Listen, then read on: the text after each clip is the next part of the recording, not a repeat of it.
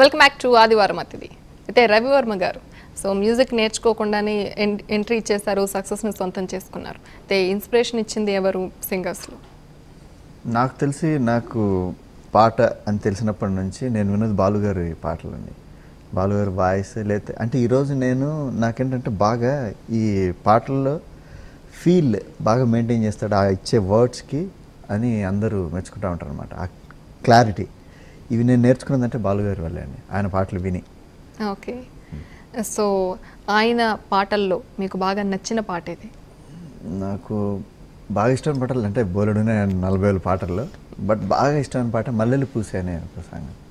Okay, ఆ song మా కోసం.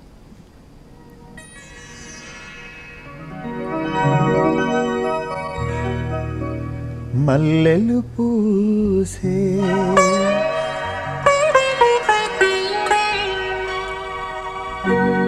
వెన్నెల కాసే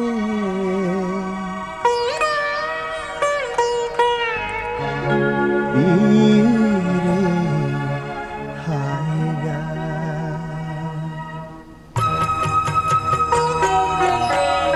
మల్లెలు పూసే వెన్నెల కాసే ఈరే హాయిగా మల్లెలు పూసే వెన్నెల కాసే ఈరే హాయిగా మమతలు వేగ పెరవే నన్ను తీయగా మల్లెలు పూసే వెన్నెల కాసే ఈరే హాయిగా.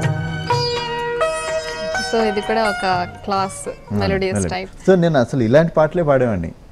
ఇలాంటి పాటలే ఇష్టమా లేకుంటే మాస్ ఇష్టమా? మెలడీయే ఇష్టం అండి.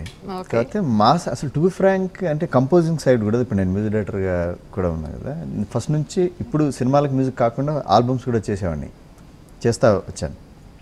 అప్పుడు కూడా ఏంటంటే మెలడీ చేయడం ఈజీ, బట్ ఫాస్ట్ బీట్ చేసి ఒప్పించడం చాలా కష్టం. మెలడీ అంటే బేసిక్గానే ఉంటుంది ఒక కంపోజర్కి కానీ లేకపోతే ఒక సింగర్ ఆర్టిస్ట్కి ఎవరికైనా. సో మాస్ చేయడం చాలా కష్టం. సో అట్లా బేసిక్గా ఎవరికైనా మెలడీ ఇష్టం ఉంటుంది. ఓకే, బాలు గారిని ఇన్స్పిరేషన్గా తీసుకున్నారు. సో ఎంతో ఇన్స్పైర్ అయ్యి ఆయన పాటలు వింటూ ఎంతో ప్రాక్టీస్ చేశారు. బట్ ఆఫ్టర్ దట్ ఫీల్డ్కి వచ్చాక మీరు నేర్చుకున్నారు మ్యూజిక్. బట్ చాలామంది ఇప్పుడు కొత్త వాళ్ళు వచ్చేస్తున్నారు. సో అలా వచ్చి సక్సెస్ పొందడం అంత ఈజీ అంటారా?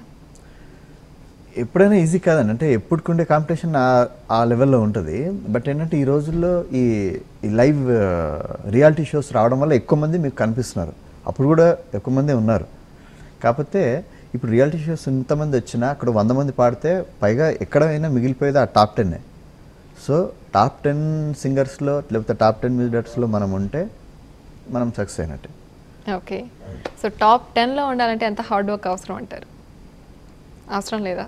హార్డ్ వర్క్ కన్నా ఏదన్నా నాకు తెలిసిందంటే దాన్ని ఇష్టపడాలంటే ప్రేమించాలి. అంటే యాక్చువల్గా మా ఆవిడ నన్ను అంటే ఎక్కువ ఏమంటుందంటే, నీ ఫస్ట్ లవర్ని వదిలేస్తే కొద్దిగా మా గురించి చూస్తే బాగుంటుంది. అయితే ఫస్ట్ లవర్ ఎవరు అంటే నా సిస్టమ్, నా కీబోర్డ్, అవే అనమాట. అవే కదా నీకు ఫస్ట్ లవర్ అంటూ ఉంటుంది. సో అట్లా ఏంటంటే అట్లా నేనని కదా, ఎవరైతే ఈ సక్సెస్ అయిన వాళ్ళు ఉంటారో వాళ్ళు కూడా అంతే ప్రేమించుంటారు దాన్ని, కాబట్టి సక్సెస్ అవుతారు. హార్డ్ వర్క్ అన్నా అక్కడ ఇష్టం, ప్రేమ. ఓకే, అయితే సింగర్గా మంచి క్రేజ్ ఉన్న టైంలో మ్యూజిక్ డైరెక్టర్గా ఎంట్రీ ఇచ్చారు, ఎందుకని? 10 ఏళ్ళు బాగానే అంటే ఇదంతా చూశాను అంత. బట్ బేసిక్గా ఫస్ట్ నుంచి కంపోజర్ కాబట్టి ఎప్పటికైనా నేను మ్యూజిక్ చేస్తానని నాతో పాడించే వాళ్ళు కూడా అంటూ ఉండే. రవివర్మ ఆల్రెడీ కంపోజర్ కూడా అట్లా అంటుండేవాళ్ళు. బట్ ఇప్పుడు ఏంటంటే నేను కూడా ఒక 10 ఏళ్ళు ఒక దశాబ్దం పాటు ఇన్ని పాటలు పాడాను అని ఉండడం కోసమే నేను కూడా వెయిట్ చేశాను.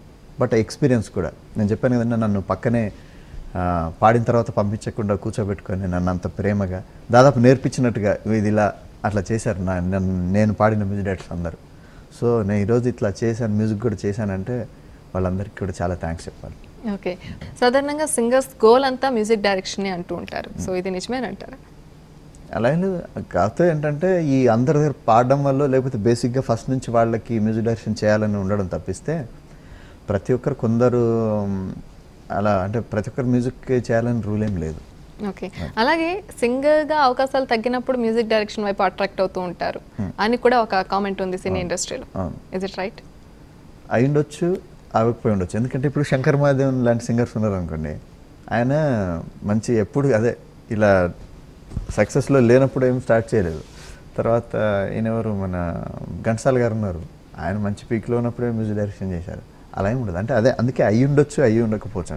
So chances 50-50 chances. ఒక ఇంటర్వ్యూలో మీరు అన్నారు మ్యూజిక్ డైరెక్షన్ చేశాక సినిమా ఆడియో ఫంక్షన్ రిలీజ్ అయినప్పుడు మాత్రమే అక్కడ పేరు చూసే కన్ఫామ్గా అనుకోవాలి నేనే ఈ సినిమాకి మ్యూజిక్ డైరెక్షన్ అని.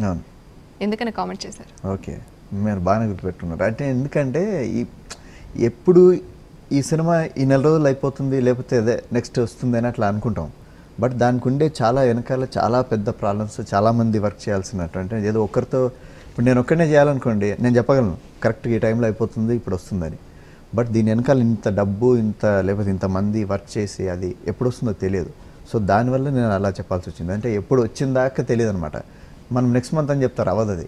ఒక్కోసారి 4 months దాటిన తర్వాత కూడా అవ్వచ్చు, ఒక 1 year అవ్వచ్చు. ఇలాంటివి చాలా ఉంటాయి. ఇది పెద్ద చాలా అన్ని సినిమాలకి ఉంటుంది. అది నేను చూసే నేను చెప్పాను అది.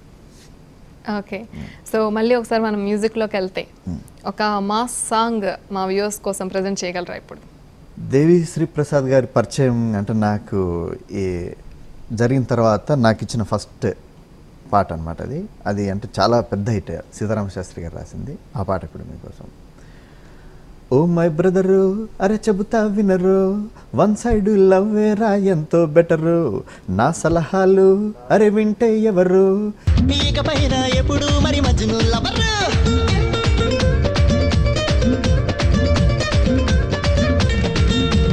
ఐ లవ్ యు అన్న పదం గమనించర భాయే,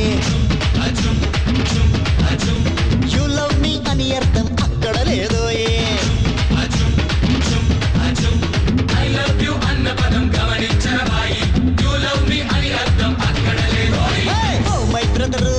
చెబుతా వినరు, వన్ సైడ్ లవ్వేరా ఎంతో బెటరు, నా సలహాలు వింటే ఎవరు, ఇకపైన ఎప్పుడు మరి మజ్ను లవరు.